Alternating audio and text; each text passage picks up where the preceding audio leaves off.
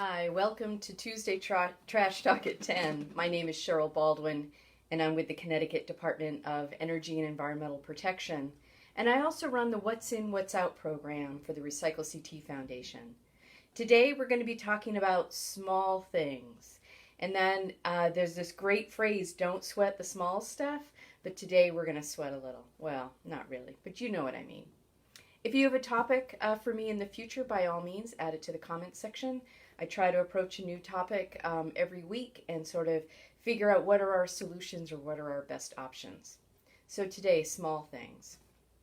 So, why not small things?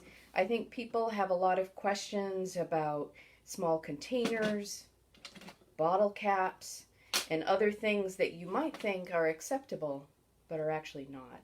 And it has to do with their size. So, let's think about a materials recovery facility for a minute. These are the facilities that, we put all of our stuff in the blue bin, or maybe your bin is green, or maybe it's orange. You put it all in the bin, you put your containers and your paper, and it's picked up and it's transported to a materials recovery facility. There, it's actually dumped all on this like concrete floor, and then a machine pushes it into a conveyor belt, and it goes up a long conveyor belt, and then usually the first stop is people, where people are sorting and picking. Sometimes they let contamination run and it gets sorted out later. Sometimes they're picking out the contamination. Sometimes they're picking out things that have value but can't go on the line. And so first step is things that are getting picked. Well, most of the small stuff does not get picked because there's so much of it. And after it goes through all these chains of conveyor belts, there are air blasts that push off certain plastic items, magnets that pull off some metal materials, and it's really amazing if you get to watch a video of it or even visit a facility. It really is truly astonishing. However, all the small stuff ends up with the glass. Most glass ends up broken at the end, but not all of it. And it then sort of filters out all that glass. All those materials are sort of filtered out into the glass. If I was at the office today, I could show you a jar of glass from a MRF facility that has not done a secondary sort. And I could also show you glass from a secondary sort, as well as glass from a bottle bill facility.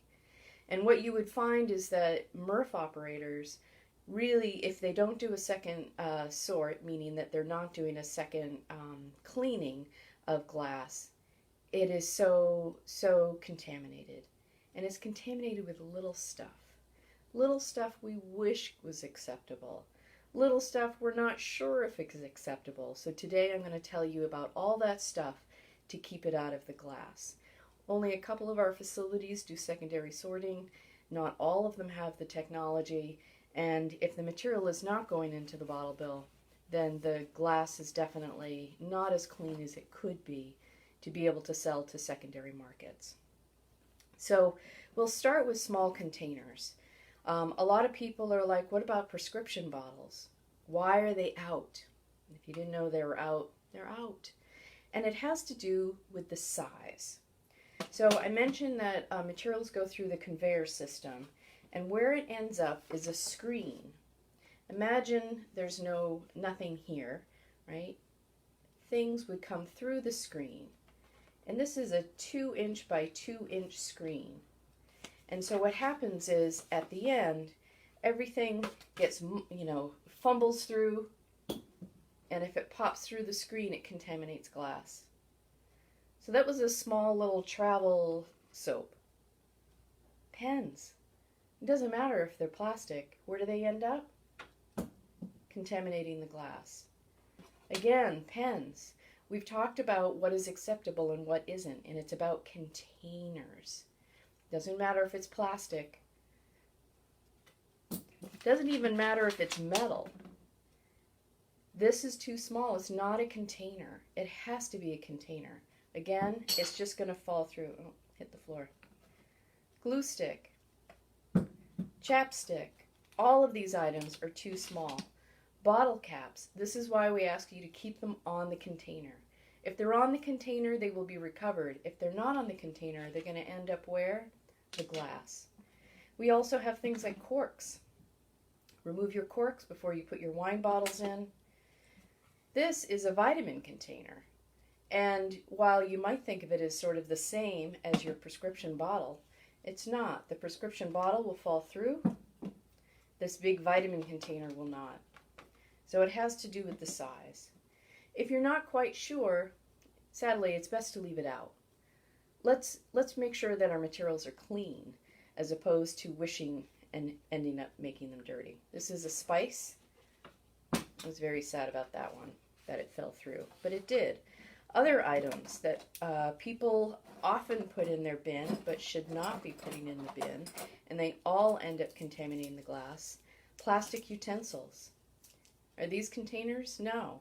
Do they have little plastic recycling arrows? I don't care. They're not acceptable. Again, corks are out. Bottle caps out. Batteries. You should not be putting batteries in your recycling bin. These should not be in your bin. These can go in the trash. These are regular household batteries, and these can go in the trash. If they were rechargeable, I would need to save them for a collection event. Combs. Again, it doesn't matter if it's plastic. More utensils. A lot of people think, yeah, but this is like scrap metal. Well, you know what? It's dangerous. Think about the folks that are on the beginning of the line that are sorting. All of these materials are very dangerous to those folks. And from what I hear from the MRF operators, they get a lot of knives. I don't know who's throwing knives in there, but please stop throwing knives in there. If you have utensils and they can be reused, then donate them to a thrift or consignment or maybe a church organization or some other group that wants to, is accepting that kind of material. But please don't put it in your recycling bin. Some other things, which I know you already know, but I'm just going to review. All right, gals, feminine hygiene products. I don't care if it's plastic, and I don't care if it's fiber. These do not go in the recycling bin. And then other small things that you might think. This is a great tangler. Causes safety concerns for the staff. It also causes safety issues on the line. Because when it gets tangled in the machinery, they actually have to shut down the machinery and cut everything out, which takes time. And so you wonder why recycling costs money. It's because we're putting tanglers in there. Gloves. Really bad news. These should not be being put in your recycling bin. This is for the trash. And please also don't litter them. Let's be a responsible neighbor. And then, of course, other little electronics. Of course they don't go in your recycling bin. We have a special electronics program for that, and you can have them recycled separately, but not in the bin. So I probably shared a lot of bad news with you. You're probably like, oh, I've been doing my bottle caps. I've been doing my prescription bottles. It's okay. Now you know, and now we can get better. We definitely need to improve our recycling and make it a little bit cleaner every day. I thank you for joining me. Look forward to seeing you next week.